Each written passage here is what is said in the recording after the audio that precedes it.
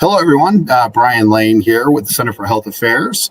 And we have some special guests geared to actually provide additional information around not only security overall and compliance, but also talk about what has actually happened since COVID has actually hit all of us, and what's been the impact from a security vulnerability perspective. We've got two amazing leaders. I'm going to start with the person that's on my left here in our Brady Bunch, and that is Leigh Anderson, who's the President of Performance Services as well as IT with Premier. I appreciate you being here, Leigh, and thank you for joining. Leigh's touching a ton of the hospitals as well as the healthcare organizations throughout the world through their organization. Is also seeing some of the tribulation associated with the supply chain this last year. And I'm sure there's some security components around that as well that we can dig into. Prior to coming to Premier, Leigh was at the Hospital Corporation of America, HITRUST, GHX, as well as AT&T, if I remember right. That's right. And then we have underneath us here, my dear friend Ali Pabrai, who is the founder of ecfirst, one of the top certification organizations and consulting organizations with around security, and I've had a great relationship with him for over 20 plus years. The man has more certifications than any person you'll ever see a lanyard of at a trade show. But he has had, I want to say, over 120 some thousand folks have obtained their certifications through your organization. Isn't that right, Ali? Yeah, about right. Yeah, I mean, it's an unbelievable number. And he's providing direct consulting for the federal government, state governments, local governments, corporations, hospitals, as well as countries. And yet, Brian, when I speak at home, wife and kids don't listen. We have the security expert, my friend.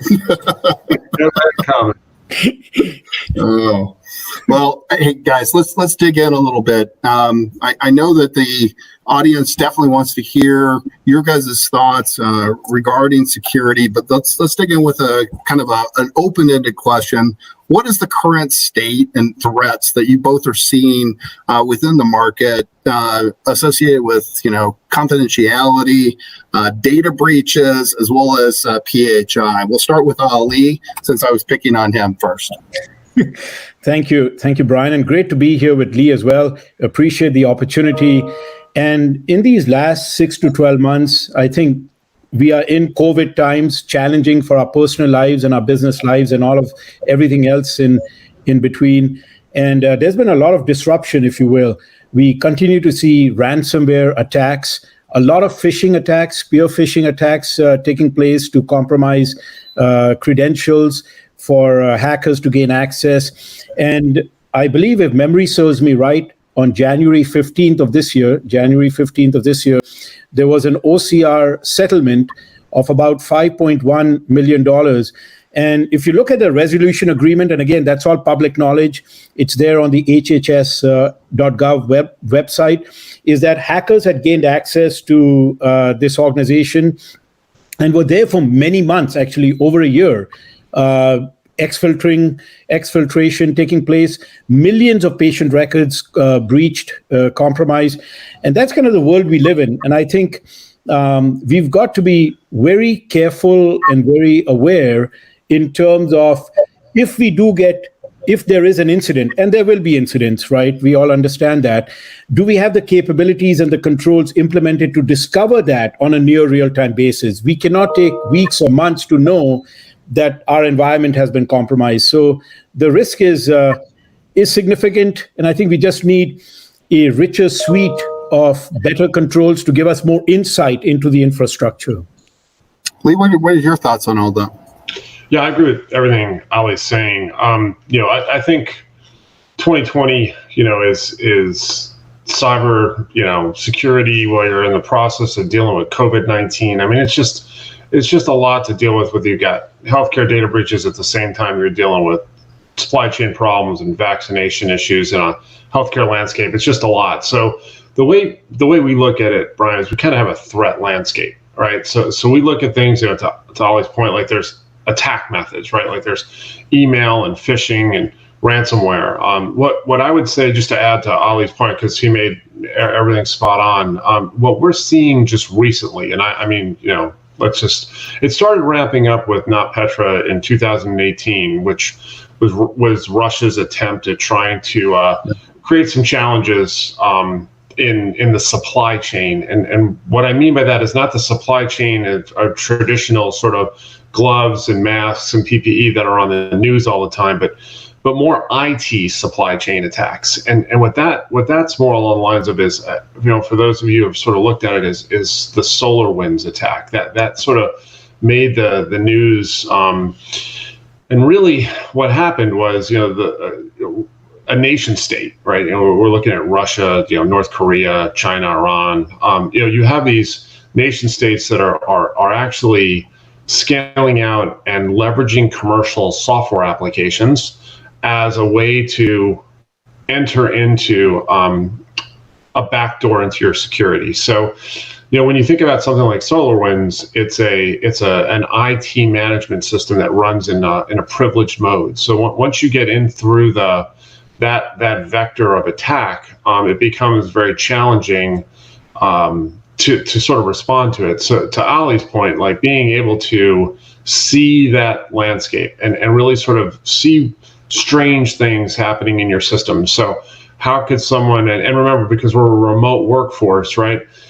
Generally speaking, you're going to have to VPN in. You're going to not want to be in 3 different systems at the same time. So to Ali's point that he made, by looking at these supply chain attacks and looking at these persistent threats that are infiltrating third-party software products, it's very important to understand what's happening on a normal day in your environment. And if you know what's happening in a normal day, to Ali's point, you can see when strange things start to happen. If, for example, I'm logged in talking to you, Brian, but I'm also logged into 14 other systems, and I logged into them all at the same time. The nice thing is that the technologies and tools that are becoming available now should be able to look at that as a threat. And really what we're finding is that the threat actors in the threat landscape has really increased in an environment where there's a lot of stress happening and massive challenge in the healthcare sectors as it is today. So I think we're going to have to up our game as well. And I think part of this is sharing information like you're doing today, Brian, where we get good information, have open dialogue, and try and figure out how we can tighten up the environments, because I think that's what's really going to help us take the response to nation states, criminal organizations. This isn't your teenage hackers anymore. Yeah, no, I agree. I had Jose Arrieta on a Bright Talk event a few months back, and he's the former CIO for HHS, and his comment, very similar to what you stated, Leigh, is that the programs have gotten so sophisticated that they can not only ping you tens of thousands of times, it is hundreds of millions of times at one given moment. And so you become completely overloaded, and you've got to actually figure out and have your plans in place to actually deal and address that. And they can shift the targets as well within seconds. And so it's a whole new frontier around security. So, gentlemen, let's take it to healthcare just for a few minutes. So what is the risk to healthcare organizations from the different types of data breaches? Ali, you had mentioned ransomware. You mentioned phishing. I know a lot of folks out there do know what those terms are, but you may want to also comment, if you don't mind, kind of give us some basic examples of those as well. Yeah, definitely. And so from a ransomware perspective, I think it's very important for healthcare organizations and the business associates that the healthcare organizations work with. That's where your supply chain, to Leigh's point, comes into play. Should be looking to perform what is referred to as a business impact analysis, exercise BIA, business impact analysis, which provides the data points or the foundation to develop a credible disaster recovery plan. So if your data gets encrypted and you don't have the keys to unlock that data, you should have a plan B where you in a defined period of time, you can go back and recover the original data set. So from a ransomware perspective, I think healthcare organizations, business associates need to be really diligent about ensuring that they are in fact performing those business impact analysis exercises, BIA, and the IT disaster recovery plan. Those have to be really spot on and tested. That's one piece of it. The second thing, I think, going back to Leigh's point again, was when we look at phishing and spear phishing in the countries that Leigh mentioned, Russia, China, Iran, North Korea, and several others as well, have taken our own tools, American tools, and applying it against us, so which is kind of really crazy. But that's the world we live in. And Thomas Friedman, the book, The World is Flat. If anything, COVID has taught us is that we're more connected than we thought we were. And what happens in one part of the world impacts us all. So on that phishing and spear phishing point, one thing I wanted to mention is that every organization should be looking proactively to perform these social engineering exercises. Perform these exercises on yourself so that you can identify the users that may be vulnerable and then have more of a targeted security awareness training on that select group that seems to be clicking on things they shouldn't be clicking on or downloading malware files that they should not be. One other point, Brian, if I can just comment on, which is IoT, Internet of Things, and which is especially in healthcare organizations and especially in, as Leigh knows, in health systems and hospitals and all of that, you got a ton of biomedical devices, a lot of IoT technologies. And these IoT technologies are a backdoor into the infrastructure. The security is not very good. A lot of these are made in China and other places outside the US. And yet, if someone compromises it, they've got a backdoor into our infrastructure. So I think IoT, the Internet of Things, is the Internet of Threats. And as we look forward to 2021, 2022, we gotta make sure, as a part of our risk assessment, we're also recognizing what are the different and distinct types of IoT technologies deployed in our ecosystem, so to speak, and are they appropriately hardened? And I do a lot of reading on cybersecurity all the time, trying to simplify things, not make it more complicated. And I think everything in today's world, for all of the senior executives and professionals that are listening in to this event, I think ultimately, from a strategic perspective, it comes down to two words, that we've got to ensure we've got cyber resilience. So we're never going to have a 100% secure environment. We're always going to have risk that we're surrounded with, but we got to make sure we've got reasonable and appropriate cyber defenses implemented that are proactive. And I think that's important. Leigh, what are your thoughts? Yeah, and I guess, Ali's nailing it again. What I would say is, it separates the things you can control and things you can't control, right? Whether, China, for example, hackers, just got into a Microsoft email server, and they were doing the supply chain attack as well. So, it was a 0-day, impact that happened, probably, I want to say less than 30 days ago. So you've got this challenge, but what I would say is that you can't really control whether Beijing or, hackers associated with North Korea are going to, try and kick open your front doors.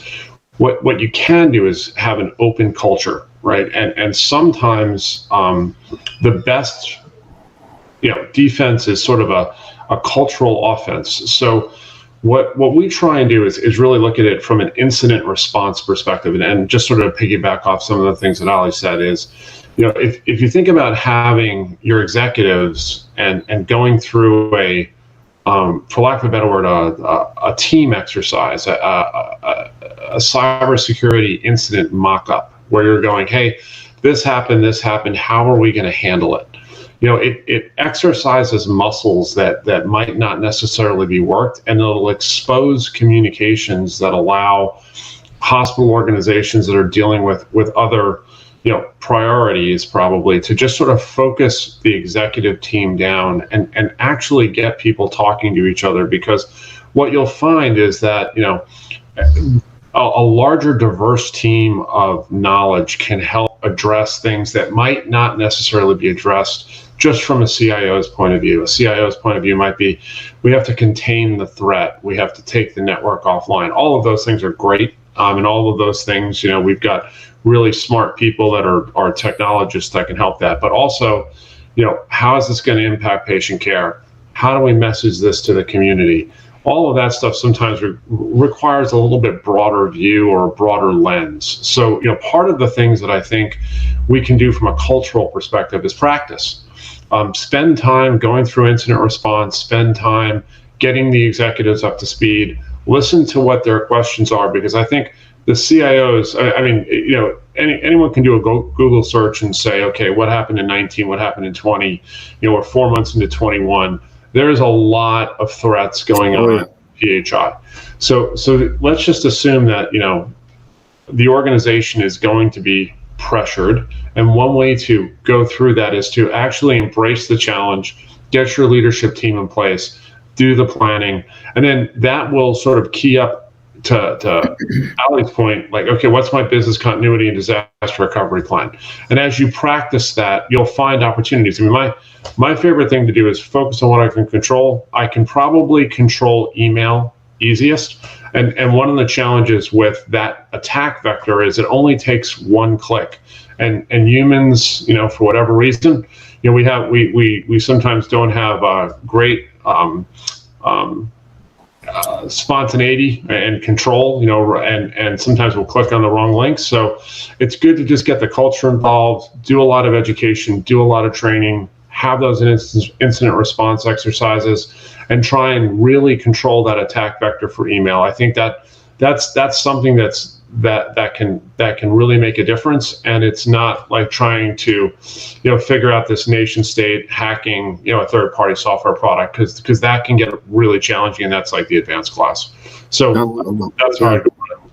No, I love it because it's hands-on. You're getting everybody involved. You're creating awareness, and I love the term that Ali came up with, which is that cyber resilience, because now you've got a plan to actually deal with it, and you can pivot and be able to address it on multiple fronts. What I've never heard, which I applaud you on, Leigh, is tying in all of your communications, your marketing, your crisis communications people, and having them involved, within that planning point as well, especially around a security issue, because we've seen so many different ransomware situations within the hospitals and the healthcare systems. They're having to shut down, they're having to mitigate, they're having to figure out where everything is from a backup, and then repopulate internally. And so it not only stifles outcomes and care management of the facility, but it creates a kind of a crater effect within the communities themselves because of the level of trust. And so, if you can properly plan, well, then you can adjust the amount of crater effect you will actually have. So I applaud you both on your answers there and your direction for everyone. Leigh, I'm going to ask you a question here. How can a healthcare organization establish a credible cybersecurity and compliance program? What would be your advice and direction for them besides just the hands-on and activities? Yeah, I would say that it's an interesting concept, but everyone generally in large cities has a local FBI office, right? And what we found is that they have a lot of individuals. They generally have a cybersecurity group of people that have policies, frameworks, and procedures that are really helpful, right? So again, like just going back to sort of some of the risk management aspects of it that you can control, and people that are willing to help, right? It's not it's not like you have to try and figure this stuff out on your own if you're in a hospital, right? Like if you're in a major metropolitan area, there are a large group of people that are open to helping. They'll also have frameworks that are available for public consumption. So like NIST is an example. They have a National Institute of Standards and Technology cybersecurity framework, and that model will help you sort of go through and really get into basic,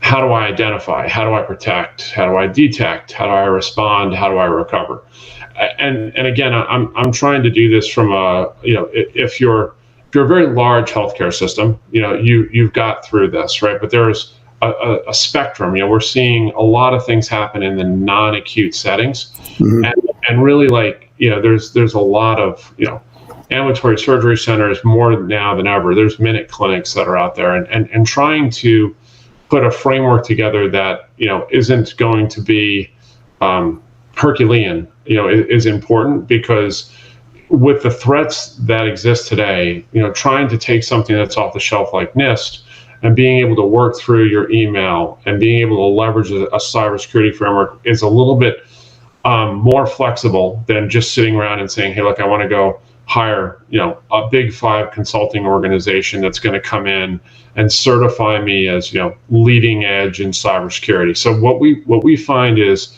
there's a significant amount of frameworks that are out there that are public domain. There's a significant amount of law enforcement that are specialized around cybersecurity.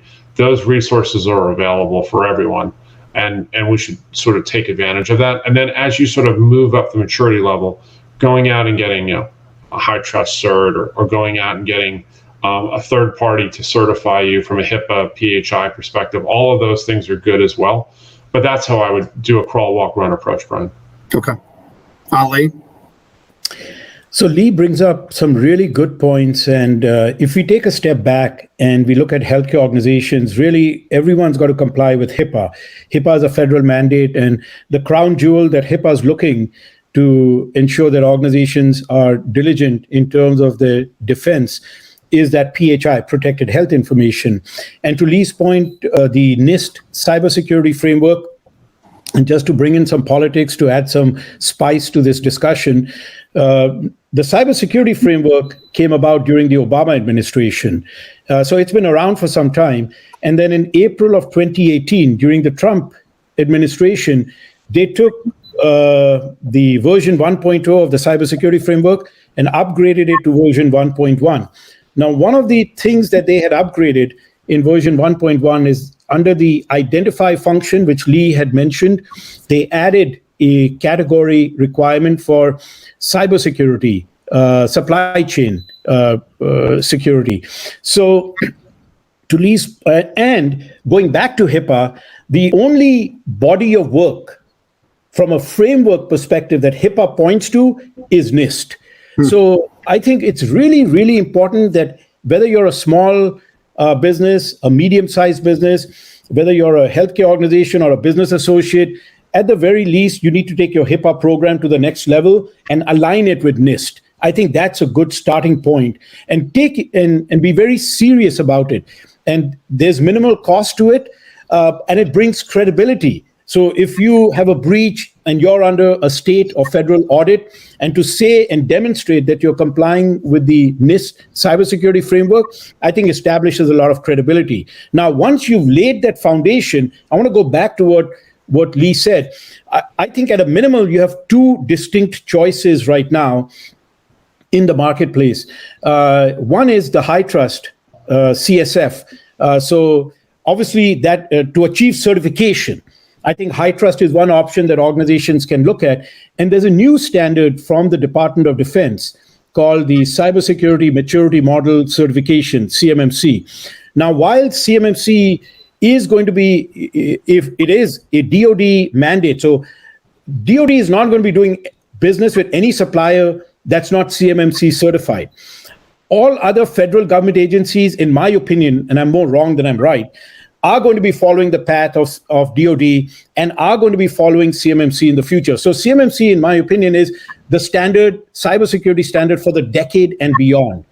Now, there's no reason why the private sector, business associates, cannot be proactive and take the initiative and say, you know what, the only certification standard built on NIST is CMMC, is to think about that as an option for them in the future. So going back to Leigh's point, maybe in 2021, December of 2021, you can say, you know what, I want to go back and take a look at my HIPAA compliance program, and I want to align that with the NIST cybersecurity framework. That's great. And then in 2022, December of 2022, CMMC has 5 different maturity levels. Start with the simplest one, maturity level 1, and establish a 3 or 5 year goal. So every year you're progressing up that chain, if you will, in CMMC, ultimately where you're at maturity level 5 and you've got a really credible program in place. That's great advice. So I appreciate that exponentially. So if you go down that DoD pathway, you're looking at like 5 years of development and adoption, right, Ali? Yes, the DoD has basically said that by 2025, so 20%, right now, about 20% of DoD contracts will require CMMC certification. 80% will not. But by 2025, 100% of DoD contracts will require CMMC certification. So the DoD is looking ahead 5 years to make sure its complete supply chain is in fact certified. And I think for the private industry, for the healthcare industry, going back to Leigh's point, get started with the NIST cybersecurity framework and start thinking along the lines, I think, of CMMC in the years ahead. So Leigh, how does that kind of tie in with maturity of cyber programs, right? So you've got a cyber program. You just stated regarding NIST. You're looking at this kind of upward climb. You know what Ali is speaking about regarding DoD and achieving a new certification standard over 5 years. How does an organization out there, healthcare, non-healthcare, evaluate where they stack up regarding their maturity within that timeline or within that process? Yeah, I mean, I think CMMC, with their maturity model, has a pretty good sort of runway. But I would look at it sort of in a pragmatic way, Brian. So part of how I would look at it if I was in a member or a healthcare setting is to say, okay, what are my risks? And I'd go back to the threat landscape. And I think Ali sort of nails it, which is, you got to have DR, you got to have business continuity, and you've got to really take a look at the threat actors, right? So at this point in time, it might have been a criminal organization a couple of years ago. Now maybe it's a criminal organization in a nation state, and really that's going to impact the operational risk of the business. And from my perspective, I would look at it through different attack methods and say, okay, how am I looking at this? Am I looking at it through social engineering? Social engineering could be somebody making a phone call to your help desk and trying to get some credentials. The ransomware malware piece, I think everyone's familiar with the news, but how it gets in the door is through generally email and spear phishing. And this is getting really sophisticated. We touched a little bit in terms of intrusion with the supply chain piece of this, but the other piece of it is really, what happens if it's not encrypted and it's exfiltrated? So what we've really tried to do is sort of look at a data loss prevention roadmap as well. So I think Ali nails it. Understand sort of what your current state of affairs are, build a 3 to 5 year roadmap, look at sort of BCDR incident response, look at data protection, look at identity and access management, because really what happens is when a maturity model goes into effect, they're going to try and get in the front door, and then they're going to try and horizontally move across your network. So by being able to look at privileged access management and capabilities around security for privileged passwords, that gives you a lot of opportunities to contain that horizontal threat.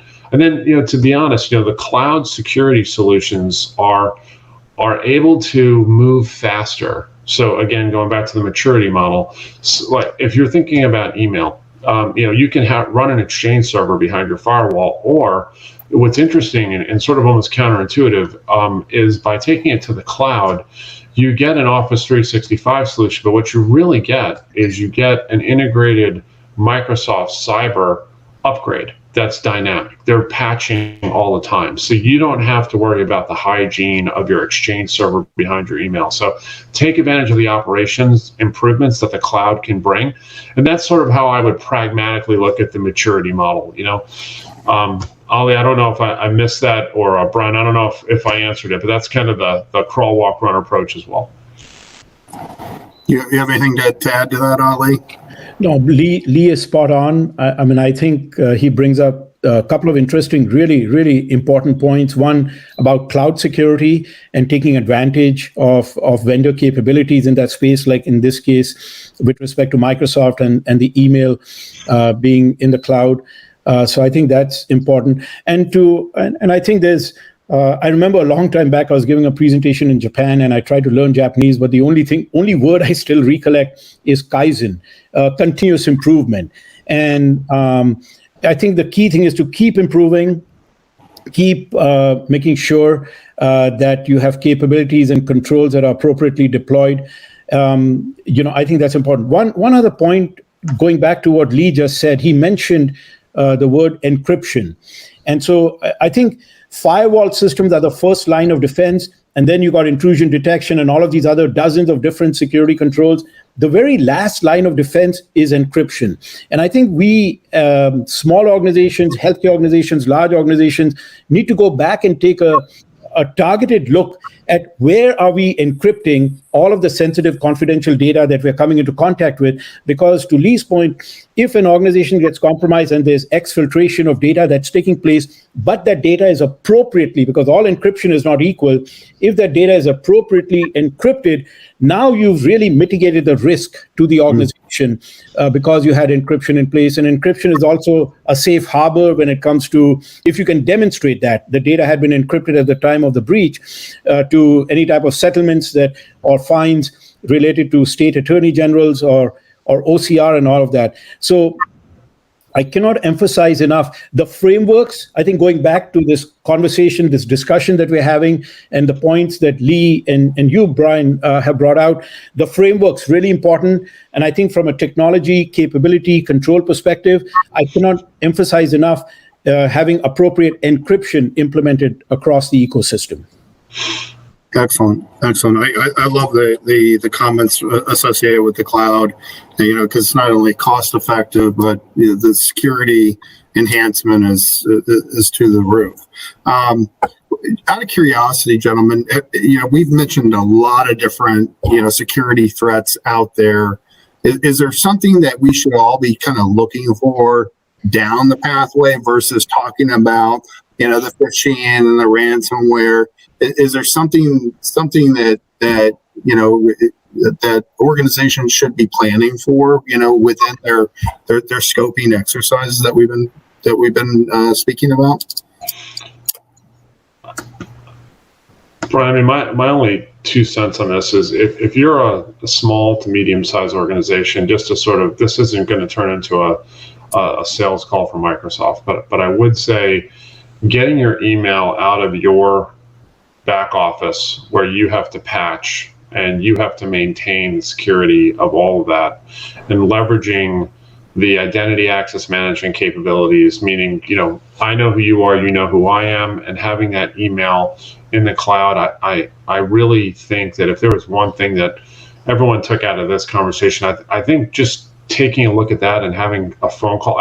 I think there's just so many tools available to cloud-based email models, and it's such a big threat for phishing that the bang for the buck on that, if there was one takeaway that I could get everyone to take a look at, that might be a very easy thing to do, right? And it doesn't have to be Microsoft. It's just that all of us probably have grown up around that stack in our four walls. So I'm just trying to think of pragmatically. I mean, Gmail's got some good stuff too, but I would just say there's a suite of cyber hardened tools that would maybe help most average level organizations improve their security posture in a pretty big way. Ali?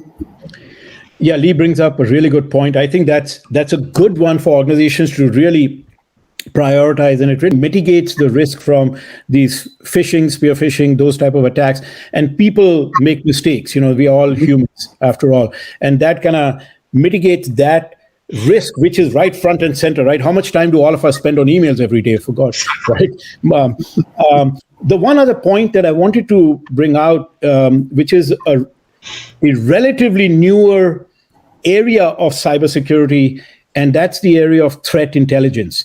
And normally when we are thinking of cybersecurity, we're thinking of security controls and capabilities that we've implemented inside our organization. So we are looking at all the things and problems inside the organization. I think as we look ahead to 2021 and 2022, this area within cybersecurity called threat intelligence that allows us to look at what is referred to as IOC, indicators of compromise, outside the organization about what may be emerging threats targeted at our organization. So threat intelligence is an area that I think executives need to be just thinking about, and maybe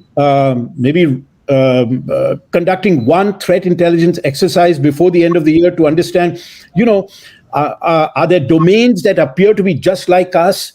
Are there certain types of attacks that could emerge on our computing ecosystem? It just gives you some intel about things that may happen to your organization, because now for the first time you're looking outside instead of just constantly being in a reactive mode trying to fix the problems inside. Yeah, no, I like that. Do you see a certain market that or industry that's focused on threat intelligence more than others? Healthcare typically follows, finance and other industries, but I'm just curious who's been kind of laying the groundwork regarding threat intelligence. So Brian, you've said it. I mean, banking, finance, they've been investing in that threat intel space for some time. But just very recently, we at ecfirst, we had an opportunity to work with a few healthcare organizations that wanted to get a report about what are these indicators of compromise? What are some things that potentially could impact us in the next 3 to 6 months, so they can be better prepared to mitigate those types of risks. So I think you're beginning to see that conversation occur inside healthcare organizations, but finance, banking, these industries, and also the very large health systems, they've invested in the threat intelligence space. But I think it's time for business associates, smaller to medium-sized organizations, to also get a sense of what are the emerging threats that could compromise us 6 months from now, as opposed to always looking in our backyard all the time. Yeah, and Ali brings up really good points. I would say threat intelligence and having it hardwired into a platform, you can almost leverage that information. And there's several vendors that are out there that plug into email systems where they'll actually block traffic from hitting your network from specific domains. I mean, one of the things in America that one of the interesting things about being a healthcare provider in America is that you're not spending a lot of time probably connecting to Belarus, like in your network, right? There's just probably not a lot of reason to set up an IP tunnel between Belarus and your network. So even at the router level, even your network engineers can block traffic from specific domains, right? They don't need to accept traffic from Antarctica. They don't need, and there's enough sort of security out there, but you can do some basic hygiene. And I hate to say this, but patching, like very simple, making sure your systems are patched, making sure your network is, basically not connecting to everywhere it wants to, making sure that very simple protocols that, you shouldn't be able to accept on your network from any PC are blocked. And I think, I think hygiene really matters, because if you're patching, you're going to be in good shape. Most of the, yes, there's 0-day threats. And yes, I mentioned one for Microsoft, but those are generally the exception and not the rule. Some of this, when we're talking about, non-petro back in 2018, Russia exploited a hack that, was really impacting servers that hadn't been patched in 2 years. So as you sort of start thinking about the cloud where you can, that patching happens automatically. good hygiene around patching your servers, patching your endpoints. That's really important. And I think that helps you build your cybersecurity model. And then to Ali's point, you can start building in that threat intelligence so that as that platform becomes in place, you can actually lock stuff down automatically. You don't have to be the smartest person in the room because you've got a crowd of people that are getting threat intelligence, mining that information, and actually locking some of that capability down from your firewalls. So it's becoming a very advanced strategy. Like, you could have, for example, Palo Alto Networks has firewalls, right, where they actually automatically get threat intelligence, and if there's a domain that has been, effectively seen as a threat, it'll block that domain automatically. You don't have to do everything on your own because it can be really overwhelming, Brian. I mean, they can stand up a site faster than you can block it. Yeah. That's been my takeaway from this discussion, as well as the one I was referencing before. Leigh, do you think that there's going to have to be even tighter security? You and I are both in the supply chain business on multiple levels. Do you see this, bleeding directly into our activities as group purchasing organizations, leading the charge around supplies? Yeah, I mean, I think Ali nailed it, to be really honest. It's this Internet of Things model and the ability for us to get the manufacturers who are, mini PACS used to be really cool. 10, 15 years ago, you could have physicians log in and see images from their house, right? That was amazing. That was amazing technology. But now all of a sudden you've got to go, well, hold on a second. Are they VPN'd in? Is there a virtual private network? All of these folks are working from home. Is it a secure access point? So all of these systems that are wonderful systems, and they're absolutely required in order to optimize patient care, especially like telemedicine and this COVID-19 world we're living in, Brian. It's all going to be virtual. We just need to make sure that we're pressuring the suppliers in order to meet a certain level of cybersecurity as sort of table stakes, because people are on the hook for not knowing which question to ask. As in the supply chain, we have to make sure the T's and C's are advanced enough so that we can protect the organizations that are buying product from third-party suppliers. So that statement also kind of points to the three of our background, where you're starting to see this CIO become, more and more connected directly with the rest of the executive team, along with the strategic direction. I'm taking that from what you just stated, Leigh. Would you concur? I think CIOs have to be business people. I don't think that you can be an executive in healthcare and just, like the flashing green lights anymore. That was a job. It existed, 20 years ago. You could put in IT systems, but now I think it's all about communications, diversity, understanding the holistic business, understanding patient care, and making sure that you can put a value chain together that starts with the patient and ends with the therapeutics. But you have to glue all of that together, and there's a very large component of it called technology, because it's all virtual now. Right. Which also has additional security, aspects associated with it, from process, people, exposure, mitigation, as well as planning. So yeah, it definitely has intensified. Ali, you used to run as an interim CIO for a number of years. Do you see it heating up as well, like that the position's kind of morphing, because of all the different enhancements?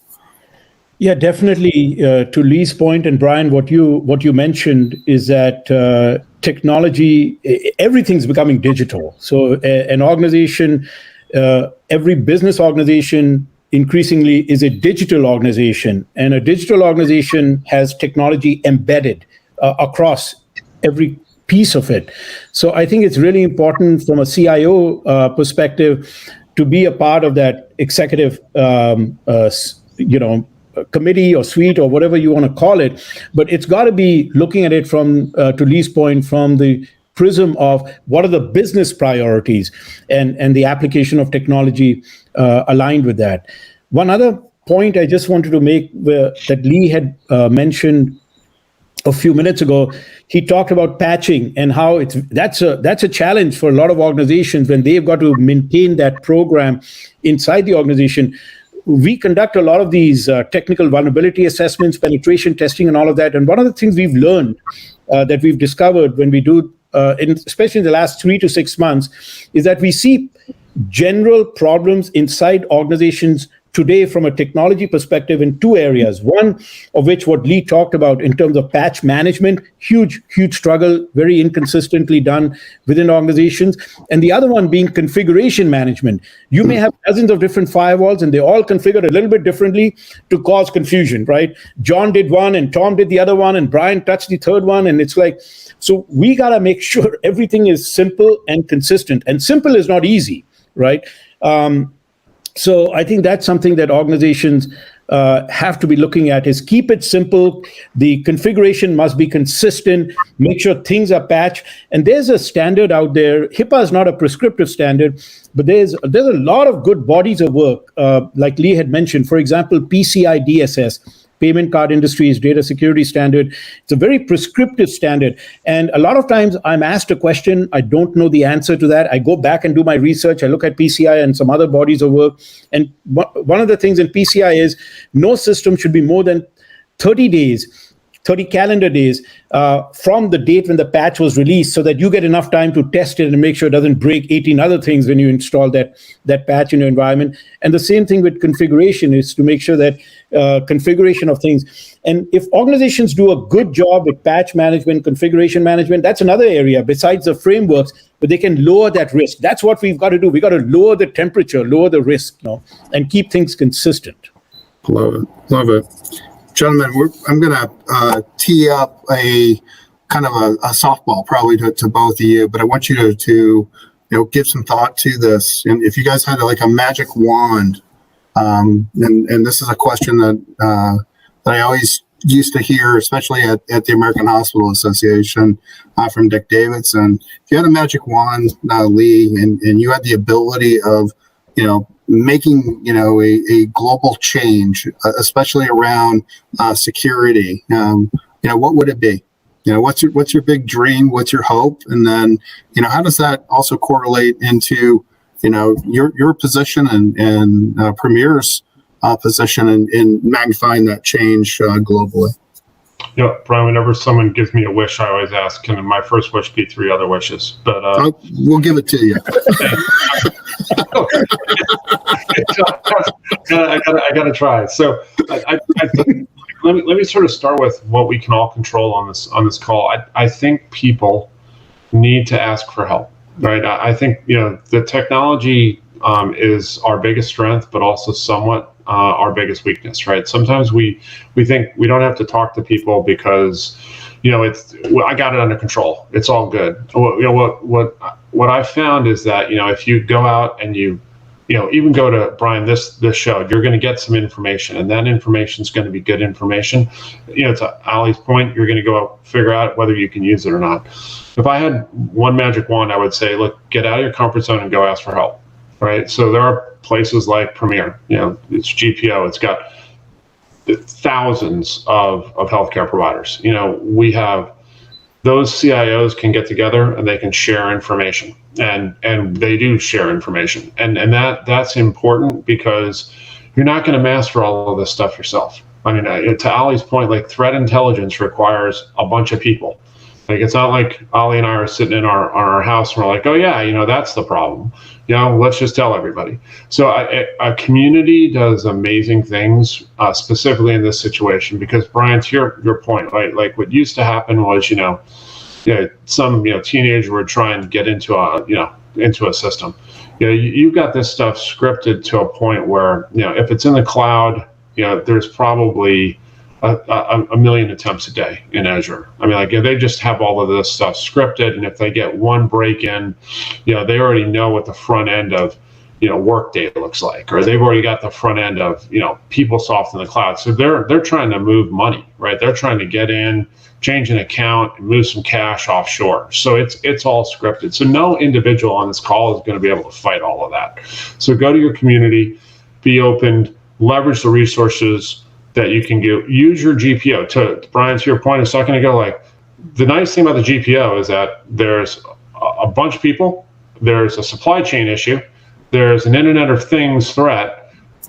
That looks like a really good forum for knowledge sharing, and then bring in experts that can help you. And it's okay if you're not cyber maturity 5, it's okay. But if you're patching and you're doing basic blocking and tackling and you're taking care of your email systems, that's really good.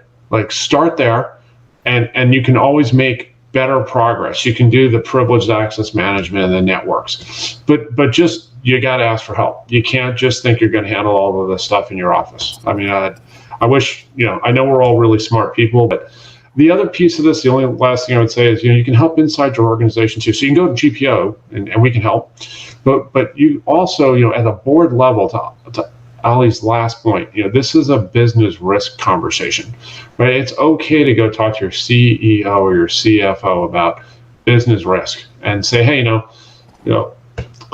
I would rather be proactive about that conversation than have it hoisted upon, and if you can leverage the thing I started with just to close this whole thing out and have an incident response conversation where you open up the front door, talk to your CFO, talk to your CEO, talk about incident response, talk about getting them involved, their board is going to be a lot happier if you're coming in and having a conversation proactively than if you're waiting until an event occurs. And those would be my 3 wishes.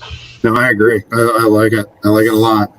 Ali, magic wand, and you had the ability of making some big changes regarding security throughout the world and through people as well as their respective organizations. What are your thoughts? I think I'll piggyback off what Leigh just mentioned. I think 2 phrases. One is learn and leverage. So that's one piece of it. And the other is be proactive. And I'll take the second one first, be proactive, which is take the initiative to communicate with the executives. And even if they reject your request, for certain things that should be done or whatever, at least you've raised awareness. You've started the conversation. And I think that's very, very important. Business risk in the context of cyber risk is important for everyone to be on the same page with. And then the second piece of it, which is what Leigh was talking about in terms of learn and leverage, learn from, like in the GPO world, other organizations may be having similar problems, and there's no reason to recreate because we don't have the time. No one has the time and the resources or the money and all of that. And so everything's moving really fast, and things are going to move even faster. If we think about it's 2021, and where was life in 2011, and where will life be in 2031? Huge difference. Things are only going to be moving faster.